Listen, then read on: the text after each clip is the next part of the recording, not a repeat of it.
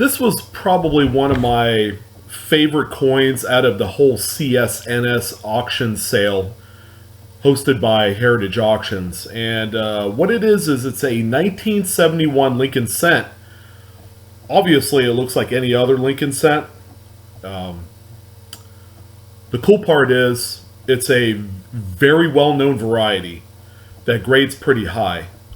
Although I think it probably got a little bit overgraded in this instance.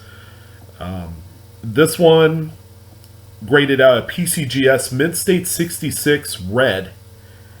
It looks red brown just from the auction image that you see here. By the way, this is Heritage Auctions CSNS auction.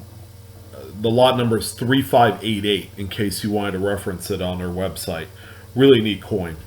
This is a coin that I've discovered on about a half a dozen occasions in my stint from way back, 10, 15 years ago, searching a couple $100 a week in Lincoln pennies back around the early 2000s and even before then when even my dad was still doing it.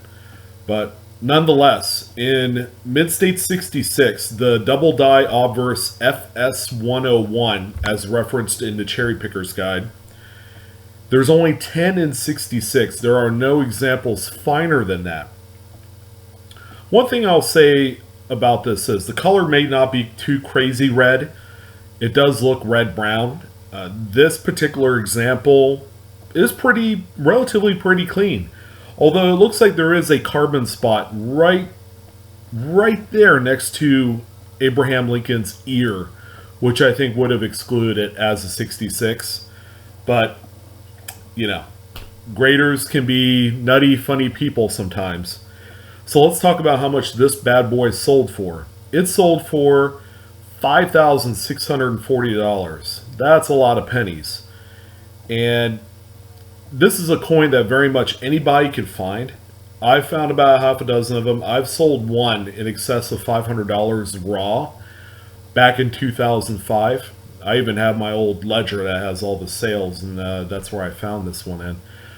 But this is a truly fantastic coin, and as you can see from these close-ups, you're going to find your major doubling on Liberty. That is where it's going to be the strongest, the date, and In God We Trust. So as you can see on these close-ups, that is exactly what you're going to be looking for when you're trying to find this double die. Of course, not to be overshadowed by the wildly popular 1972 double die number 1. This one is a great other alternative, and as you can tell, it sells for a ton of money if it grades like what you see here, this Mid-State 66. So, another fantastic find. This one got me all sorts of excited because this is a coin that I could identify with, seeing as how I found a number of them over time. Again, they're very findable out there. I always hear people like on coincommunity.com find a number of these, and it's always the same guy. So it really depends on how much you're out there coin roll hunting for these things. Especially you folks there in the East Coast, you're going to have a better chance finding these because these are Philadelphia minted coins. Again, take a look at those close-up diagnostics. They're going to tell exactly what you're going to be looking for when you're trying to find this coin. So it was great talking about this with you. More CSNS auction realized prices coming for you.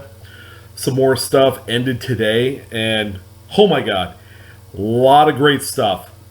A lot of very uniquely high-graded modern material.